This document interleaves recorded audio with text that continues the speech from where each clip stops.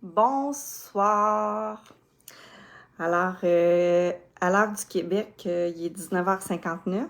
Je suis une minute d'avance. Donc, je me prépare pour la journée de chaleur de demain. Donc, j'ai chaud, là. Donc, je suis contente d'être avec vous ce soir. Pourquoi? Ben parce que je suis toujours contente d'être avec vous pour vous offrir là, des capsules éducatives en lien avec la zoothérapie, la médiation animale. Ce soir, c'est un sujet que je trouve tellement intéressant. Donc, on va parler ce soir de l'hypersensibilité du cheval en zoothérapie. Alors là, souvent, les gens me disent, Geneviève, quand tu te mets à nous parler de la thérapie par le cheval, tes yeux brillent, tu nous transmets là, ce que tu souhaites que les gens connaissent. Donc, j'espère que vous allez voir mes yeux qui brillent à travers mon cellulaire. Donc, vous pouvez me faire un petit coucou pour me dire si vous écoutez la capsule en live ou si vous l'écoutez en différé. On a des gens, des fois, qui écoutent plus les capsules en rediffusion. Donc, si vous êtes là ce soir, là, vous pouvez faire un petit pouce, me dire un petit coucou, peut-être aussi de quel endroit vous êtes, quel est votre intérêt avec... Allô, Marc-Claude! Donc, quel est votre intérêt aussi en lien avec notre sujet? Alors, j'ai décidé de parler de l'hypersensibilité du cheval et de vous parler de ma propre histoire. Je savais même pas que j'étais pour m'en aller là, mais là, spontanément, c'est ça qui me vient. Donc, moi, dans le fond, les chevaux ont fait partie de ma vie, je vous dirais, depuis que je suis toute petite. Quand j'étais petite, on habitait sur une terre et on avait des chevaux de trait et j'étais toujours sur la terre, sur la ferme avec mon papa et tous les animaux en fait, mais j'étais souvent dans l'écurie avec lui.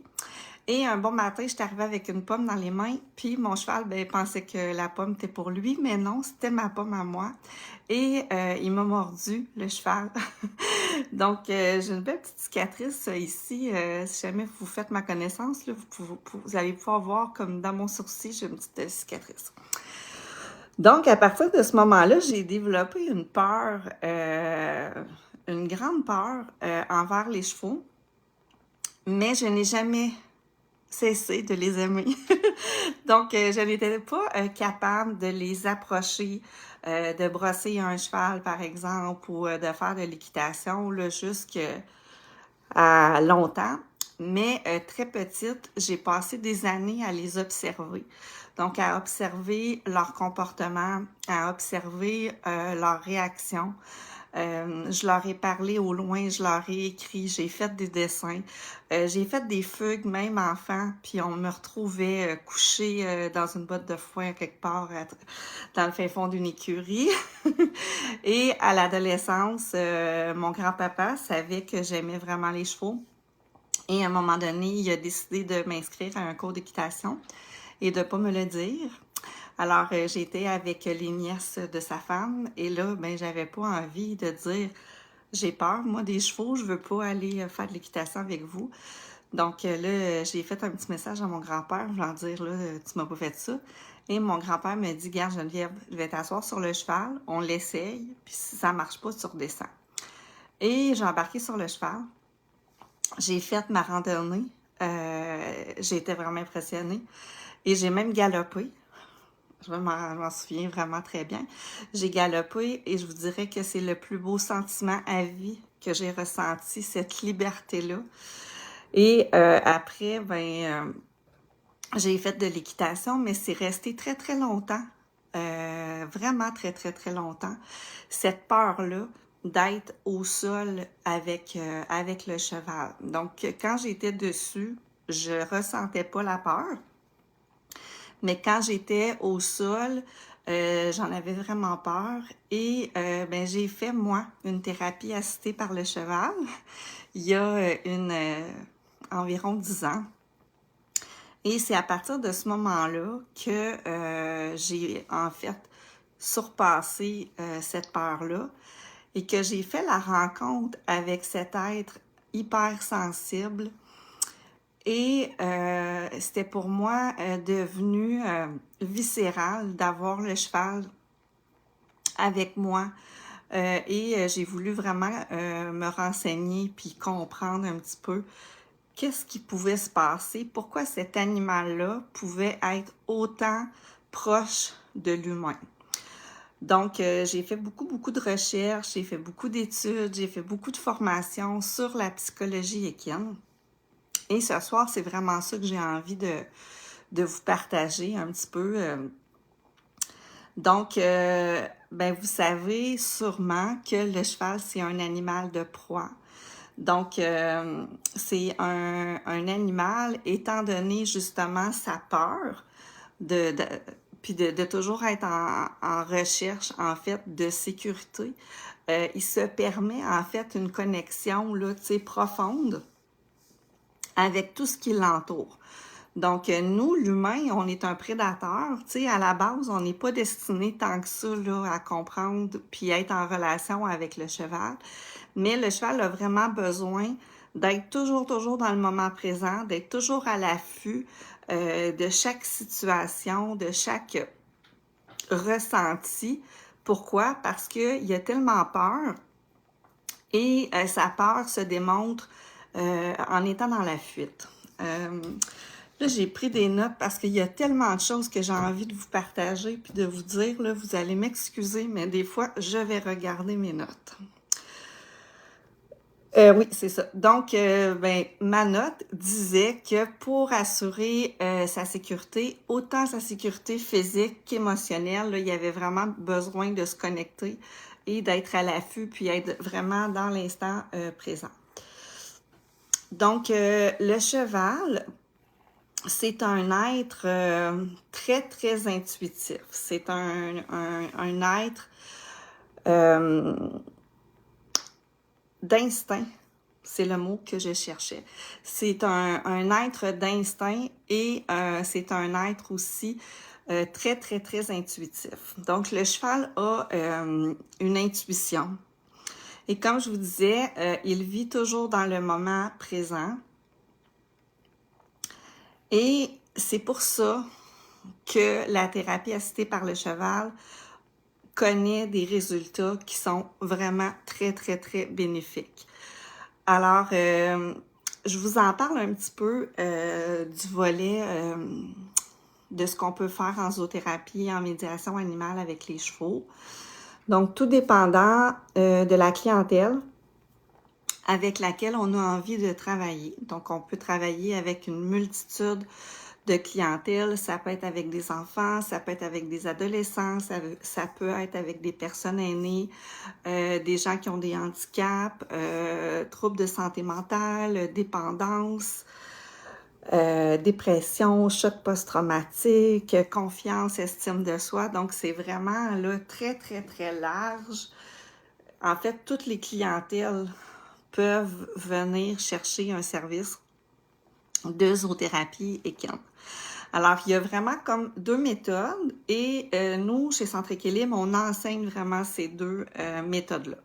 Donc, on a la zoothérapie équine et on a la thérapie assistée par l'animal. Donc, c'est vraiment deux volets qui sont complètement différents. Dans la zoothérapie équine, on va travailler, il n'y a jamais d'objectif équestre, OK? Il faut vraiment que vous entendiez bien ça. Il n'y a aucun objectif équestre quand on fait de la zoothérapie, quand on offre la zoothérapie ou la médiation animale. Mais on va travailler avec une méthode où on va faire des trucs au sol. Donc, il n'y a pas de monte à cheval. Donc, on est toujours dans des activités au sol avec le client ou notre groupe de clients. Mais on va travailler avec des techniques un petit peu équestres, dans le sens qu'on va apprendre à nos clients à faire le pansage, à bien, qui est les étapes de brossage là, pour le cheval.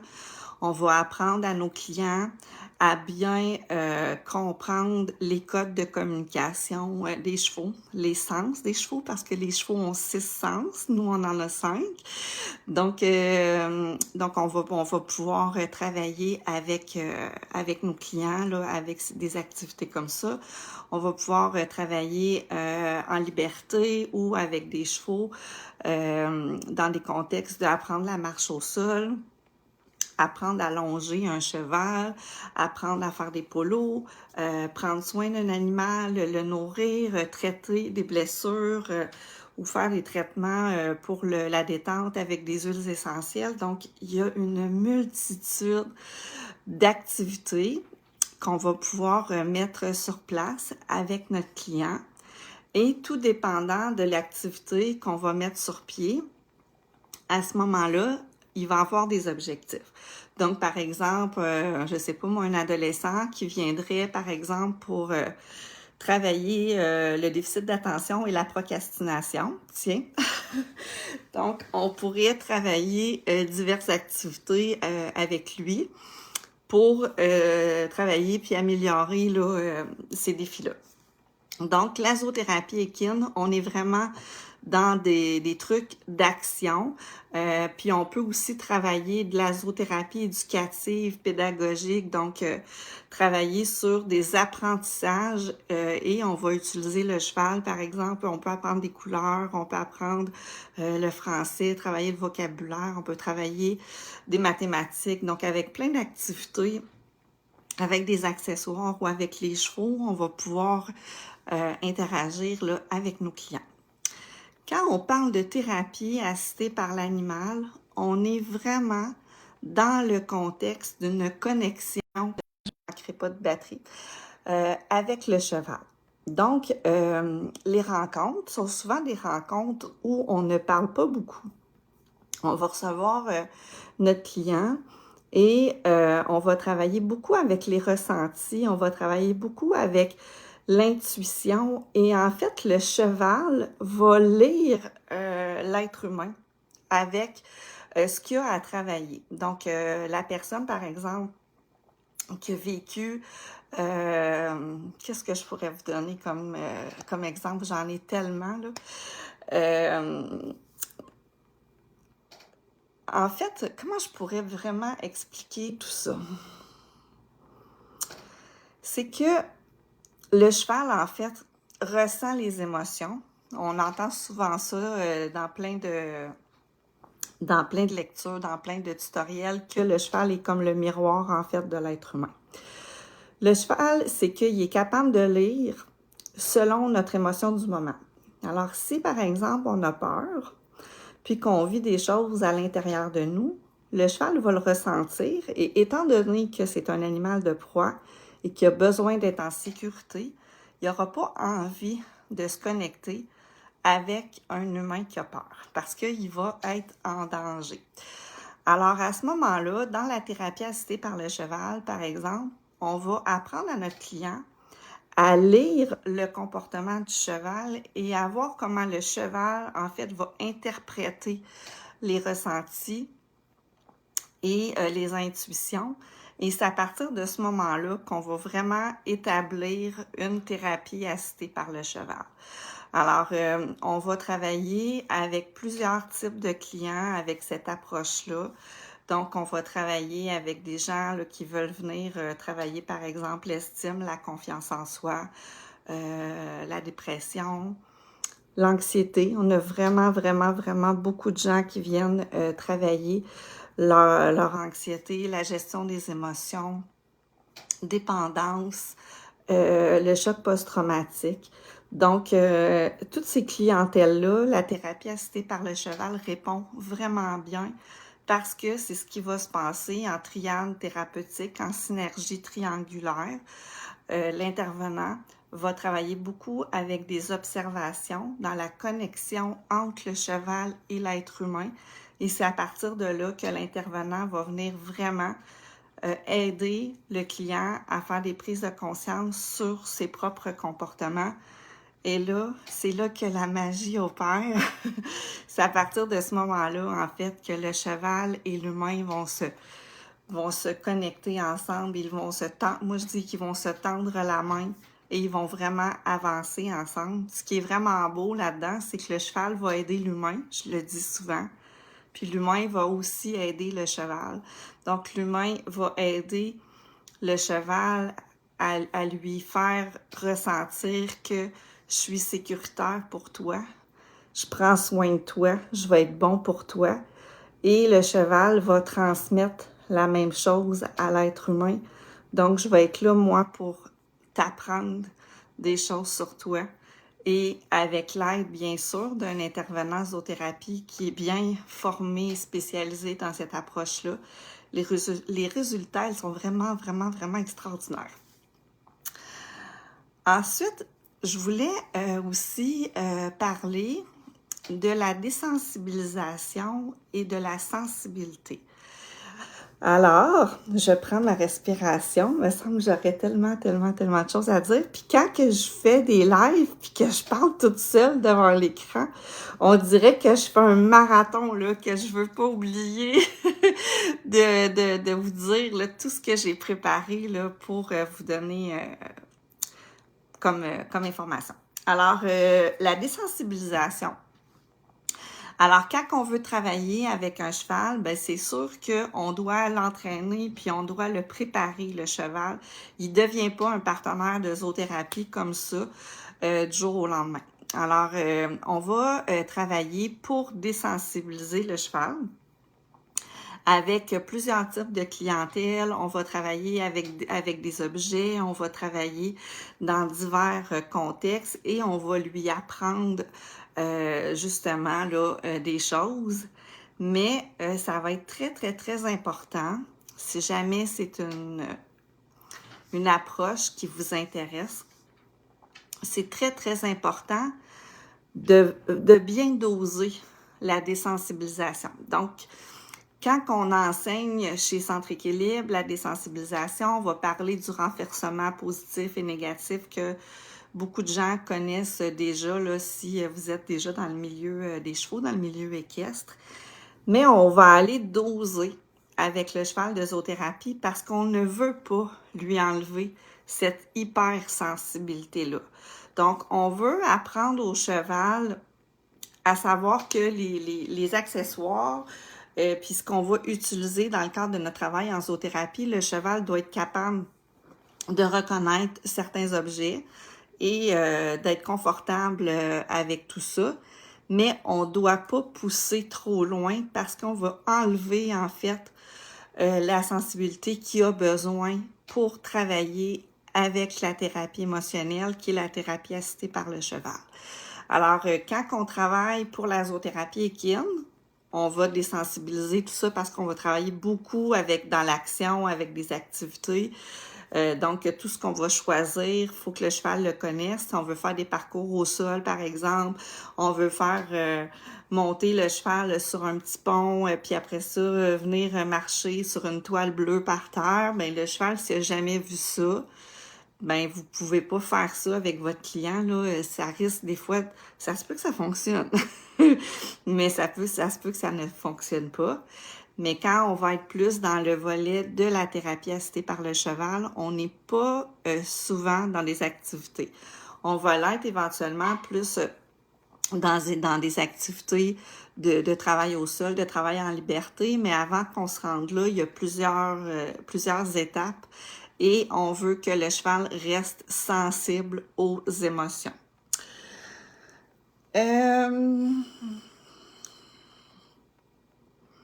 Ouais, là, j'avais noté l'hypersensibilité permet au cheval de capter les émotions de la personne qui est près de lui. Donc, je vous en ai parlé un petit peu là tantôt de ce volet-là. Donc, c'est vraiment inné chez le cheval parce que entre congénères, qu'on appelle entre copains, ils ont une façon bien spéciale de s'autoprotéger les uns et les autres.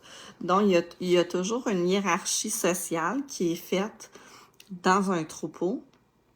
Puis ça, c'est pas coulé dans le béton. Ça peut changer aussi, tout dépendant. Il y a plusieurs choses qui peuvent rentrer en ligne de compte, là, mais à la base, donc quand le troupeau est déjà, tu sais, ça fait longtemps qu'ils sont ensemble et tout ça, ils ont appris, ils ont ils ont comme un peu, allô Lisanne, ils ont comme des postes, là, moi je dis ça, tu sais, ils ont comme un poste de travail. Donc, on a le leader, souvent du groupe, qui va être placés. Ils sont souvent placés aussi en triangle. Donc, eux autres aussi font de la synergie triangulaire. Alors, souvent, on va avoir un leader qui va être placé dans un endroit.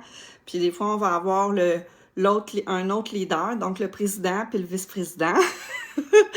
Donc, eux, leur job, c'est de vérifier autour que tout semble correct, puis qu'il n'y a pas rien de dramatique qui va arriver. Donc, ils font comme les soldats, ils font le guet, puis ils surveillent aux alentours qu'est-ce qui se passe. Donc, c'est eux autres qui assurent la sécurité du groupe. Ensuite de ça, allô Bianca! Donc, ensuite de ça, on va avoir des sous-groupes. Donc, des fois, ils vont être comme tout ensemble ou des fois, on va avoir comme plusieurs groupes, là, un et l'autre. Donc, pendant qu'il y en a qui sont en train de faire la sécurité, ben, il y en a d'autres qui vont être en train de manger, de brouter du foin ou de l'herbe, etc. Et des fois, on va avoir là d'autres « Allô, Cathy! » Et après, on va avoir là d'autres chevaux qui vont peut-être juste faire la sieste. Il y en a qui font la sieste debout, il y en a d'autres, s'ils se sentent vraiment, vraiment en sécurité, peuvent se coucher.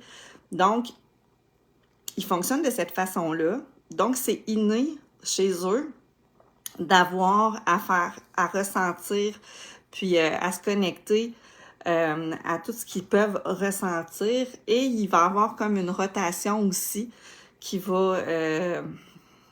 je cherche mes mots. Il va y avoir comme une rotation qui va s'intégrer entre eux parce qu'à un moment donné, ceux qui font le président puis le vice-président, là, qui font le guet, ben eux autres aussi, maintenant, ils vont avoir envie de manger puis ils vont avoir envie de se reposer.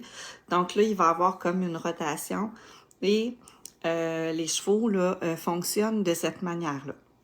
Donc, ils ressentent beaucoup, beaucoup les émotions. Ils se ressentent aussi beaucoup entre eux. Il y a diverses personnalités là, dans les chevaux comme nous, dans les humains. Donc, voilà. J'avais aussi, c'est ça, j'avais noté que justement, le cheval peut percevoir là, à travers l'attitude du client, les émotions, les ressentis, puis le langage corporel.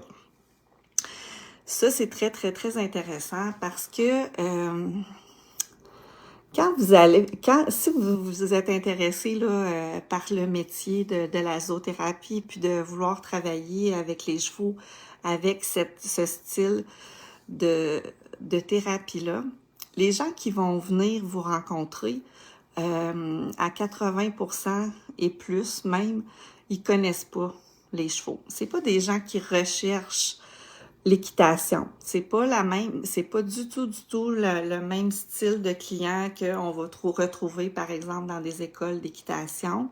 C'est des gens, souvent, qui vont avoir essayé déjà d'autres styles de thérapie et qu'ils n'ont pas trouvé vraiment ce qu'ils avaient besoin. Puis là, à un moment donné, ils vont se dire, bon, ben, tant qu'à en essayer plusieurs, pourquoi j'essaierais pas la zoothérapie? J'aime les animaux, j'aime les chevaux, donc j'essaye ça.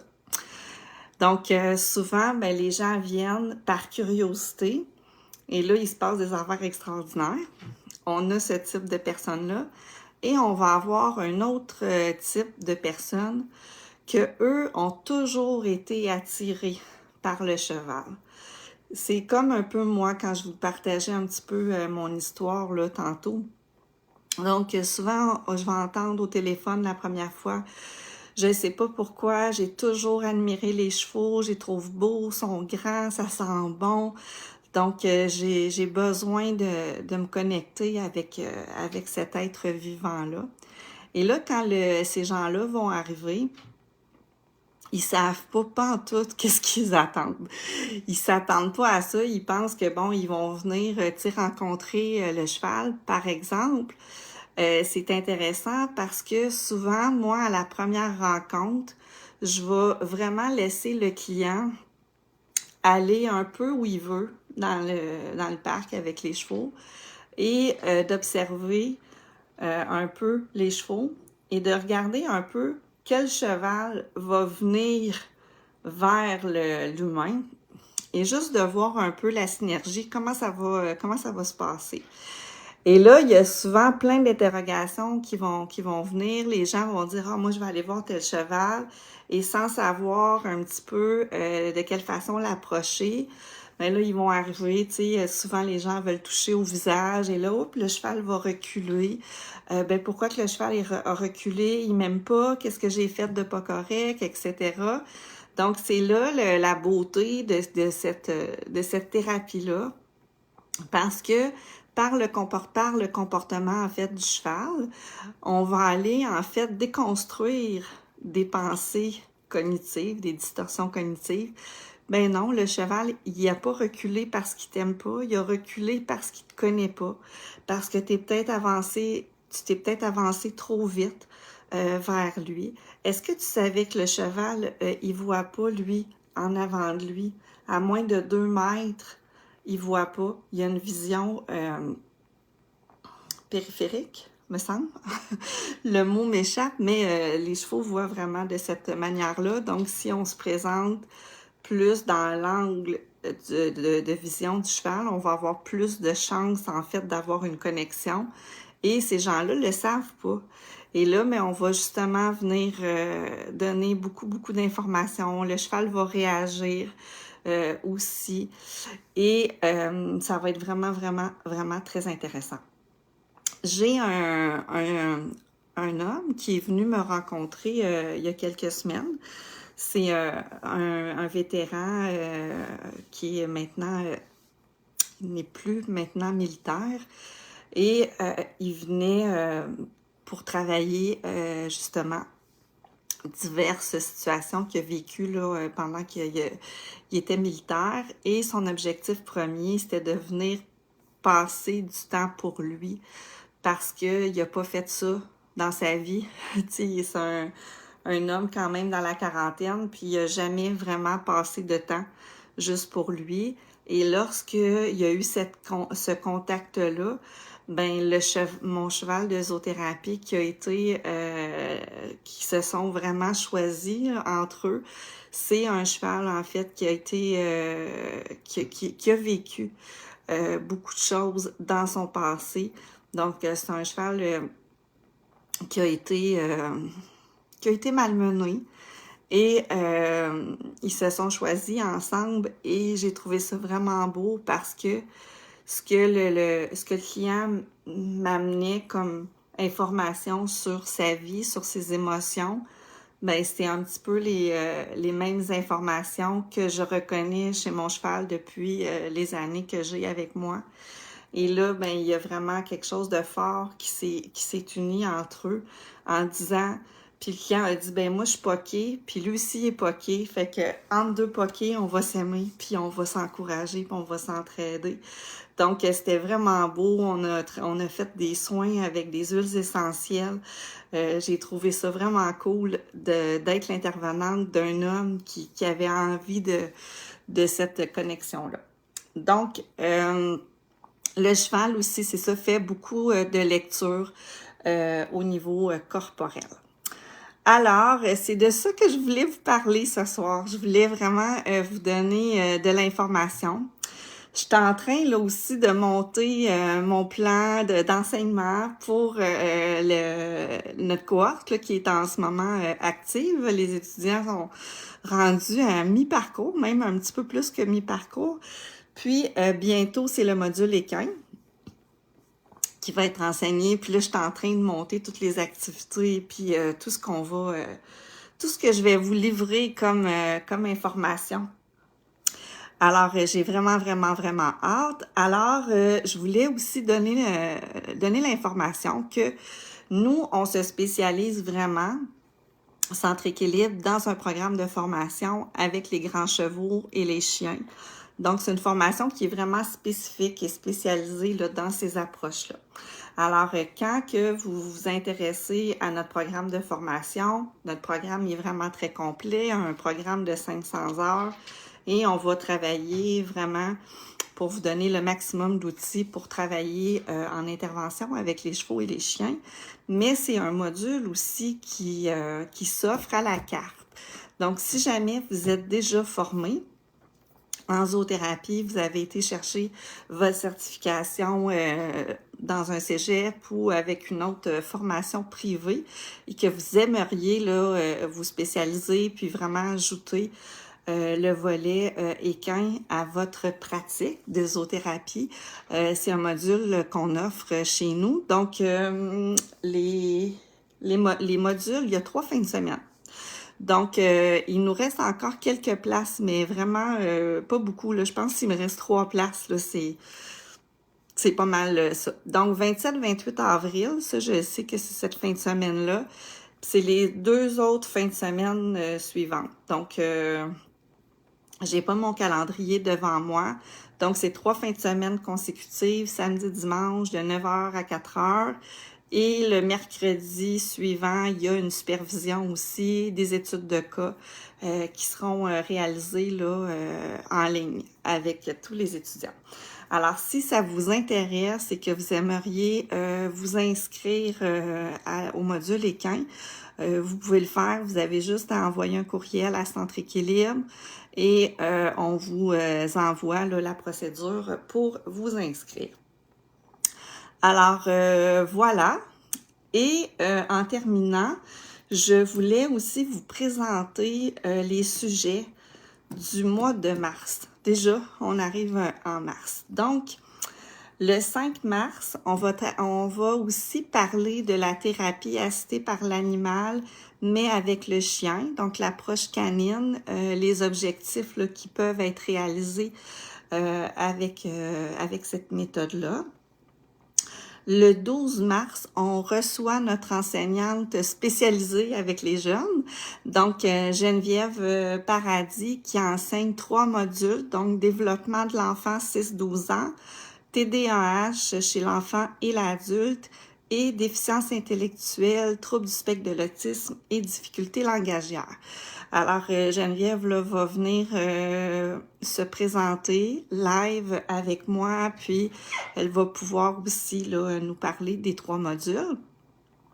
Le 19, je reçois une ancienne cliente. Ça fait vraiment longtemps que je l'ai eue comme cliente. Elle est venue, en fait, travailler la thérapie assistée par l'animal, par le cheval, pour un deuil. Donc, elle avait perdu son conjoint dans un accident de moto. Et elle a décidé, en fait, de venir consulter avec les chevaux pour travailler cette épreuve-là. Ça a été vraiment...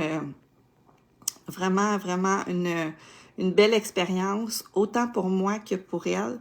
Donc, plusieurs années plus tard, je lui ai demandé « Hey, viendrais-tu nous parler de ton expérience et de pourquoi tu as choisi la thérapie assistée par le cheval? » Et elle a dit oui.